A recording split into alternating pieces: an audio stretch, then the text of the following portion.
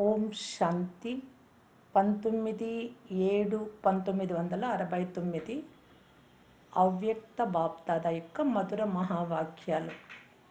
Zero మరియు hero అవ్వండి.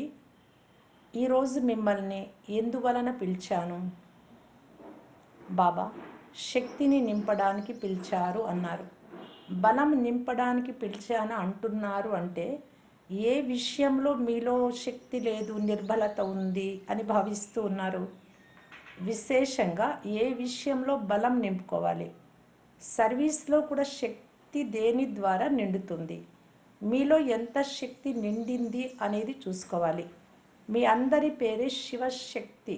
శక్తులలో శక్తి ఉంటుంది కదా, లేక శక్తి స్వరూపంగా ఇప్పుడు అవుతున్నారా? ఏ రత్నం సృష్టిలో అలంకరించటానికి తయారైంది అని బాప్దాదా చూడటానికి వచ్చారు. నగ తయారైపోయింది, కానీ తయారైపోయిన తర్వాత ఏం చేయాలి? పాలిష్, మెరుగు పెట్టాలి. ఇప్పుడు కేవలం పాలిష్ అవ్వాలి. ముఖ్యంగా ఏ విషయంలో మెరుగుపడాలి అంటే అందరూ ఎక్కువలో ఎక్కువ అవ్యక్త స్థితిలో, ఆత్మిక స్థితిలో, సూక్ష్మవతనం యొక్క స్థితి, ఫరిస్తా స్థితిలో ఉండటానికి విశేష సమయం ఇవ్వాలి. అవ్యక్త స్థితి అనే పాలిష్ మిగిలి ఉంది. పరస్పరం మాట్లాడే సమయంలో ఆత్మ రూపంలో చూడండి.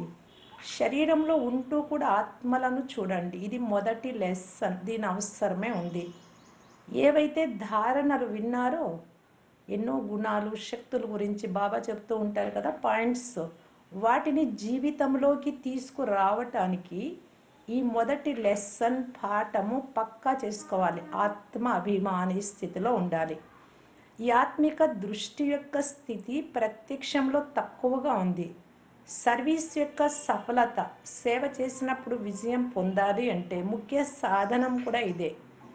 ఆత్మిక స్థితిలో ఉంటూ సేవ చేయాలి. మొదటి పాఠమే పాలిష్. దీని అవసరం ఉంది. రోజంతటిలో ఈ ఆత్మిక దృష్టి మరియు స్మృతి ఎంత ఉంటుంది అని ఎప్పుడైనా మీ అంతటా మీరు చూసుకున్నారా? నోట్ చేసుకున్నారా? ఈ స్థితి యొక్క పరిశీలన మీ సర్వీస్ ఫలితం ద్వారా కూడా చూసుకోవచ్చు. ఈ స్థితి దీపంతో సమానం. దీపము దగ్గరికి దీపపు పురుగులు స్వతహాగానే వెళ్తాయి. మీరందరూ టీచర్సే. టీచర్స్ నుండి ఎలా అవ్వటానికి బట్టీకి వచ్చారు? మీరు చాలా ఆలోచిస్తున్నారు, కానీ చాలా సహజం. తన సమానంగా చేయడానికి పిలిచాను. తన సమానంగా అంటే జీరోగా చేయటానికి పిలిచా. జీరో అంటే బిందు, బిందు అంటే ఆత్మ. జీరో అంటే బిందువు లేక బీజం కూడా వస్తుంది. జరిగిపోయిన విషయాలకి జీరో బిందువు పెట్టాలి. విశేషంగా జీరో స్మృతి చేయటానికి పిలిపించాను. చాలా పెద్ద టీచర్ రూపంగా అయితే అయ్యారు, కానీ చాలా చిన్నగా చేయటానికి వచ్చాను. అందరికంటే చిన్న రూపం బాబాది మరియు మీ అందరి ఆత్మలది కూడా. కనుక ఈ చిన్న జీరోను స్మృతి ఉంచుకుంటే హీరో అవుతారు. హీరో పాత్రధారిగా కూడా అవుతారు మరియు బాప్దాదాకు ప్రియంగా కూడా అవుతారు. వజ్రాన్ని కూడా హీరా, హిందీలో హీరా అంటే వజ్రం అని అంటారు. మరి ముఖ్య పాత్రధారులను కూడా హీరో అంటారు.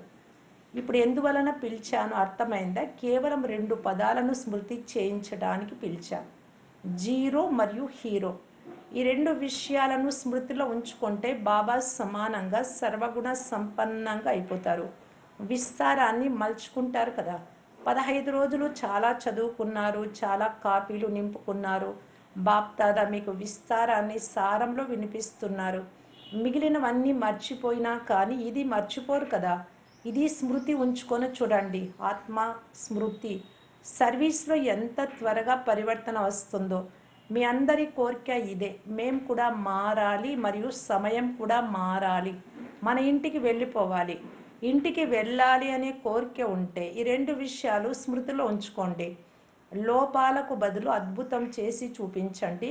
లోపాలు సమాప్తి అయిపోతాయి. ఎక్కడ చూసినా విన్నా అప్పుడు అద్భుతమే అద్భుతం చూస్తారు. కనుక ఈ బట్టి నుండి ఎలా తయారై వెళ్తారు? జీరో. జీరోలో ఏ విషయము ఉండదు. వెనుకటి సంస్కారాలు కూడా ఉండవు. ఇక్కడ వదలడానికి కూడా వచ్చారు కదా. కనుక ఏవైతే వదలాలో వాటిని వదిలి వెళ్తున్నారా, లేక కొద్దిగా వెంట తీసుకుని వెళ్తున్నారా? ఏమి వదిలారు మరియు ఎంతవరకు వదిలారు?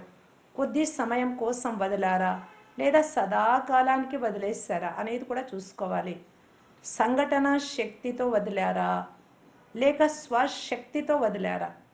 సంఘటన శక్తి సహాయం చేస్తుంది, కానీ సంఘటన శక్తితో పాటు స్వశక్తి కూడా కావాలి. ఏది వదిలినా సదాకాలానికి వదిలేయాలి, ఇంకెప్పటికీ రాకూడదు. బాప్ దాదాకు మీరందరూ ప్రియమైన వారే, ఎందుకంటే బాప్ దాదా కూడా పిల్లలైన మీ అందరి సహాయంతో కార్యం చేస్తున్నారు. కార్యంలో సహాయకారి అయ్యేవారు ప్రియంగా ఉంటారు, కానీ సహాయకారిగా అవ్వడంతో పాటు ధైర్యవంతులుగా తక్కువ అవుతున్నారు. ధైర్యం వదిలేస్తూ ఉన్నారు. ధైర్యం ఉంటే తప్పక తండ్రి సహాయం లభిస్తుంది. ఏమిట్లో ధైర్యం? పురుషార్థంలో ధైర్యం. బాబా చెప్పిన శ్రీమతం నడిచే దాంట్లో ధైర్యం. కనుక సహాయకారితో పాటు ధైర్యవంతులుగా కూడా అవ్వండి. చిన్న చిన్న విషయాలకే ధైర్యహీనులుగా అవ్వకూడదు. ధైర్యవంతులుగా అవ్వడం ద్వారా మీ అందరిలో ఉన్న కోరిక పూర్తి అవుతుంది. ఇప్పుడు ధైర్యం అవసరం. ధైర్యం ఎలా వస్తుంది? ప్రతి సమయము, ప్రతి అడుగులో, ప్రతి సంకల్పాన్ని బాబాకు బలి ఇచ్చేయండి, బాబాకు సమర్పణం చేసేయండి. అప్పుడు ధైర్యం వస్తుంది.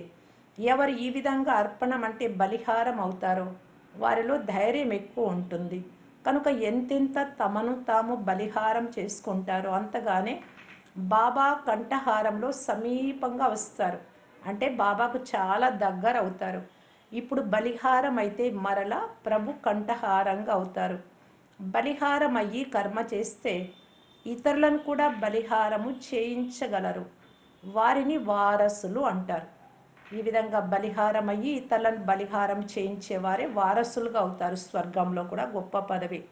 ఇప్పుడు ప్రజలు చాలామంది తయారవుతున్నారు, వారసులు తక్కువ తయారవుతున్నారు. పెద్ద పదవులు పొందేవారు ఎంత ఎక్కువ తయారు చేస్తారో అంతగానే సమీపంగా కూడా వస్తారు. ఇప్పుడు వారసులను తయారు చేసే పద్ధతిని ఆలోచించండి, మంచిది.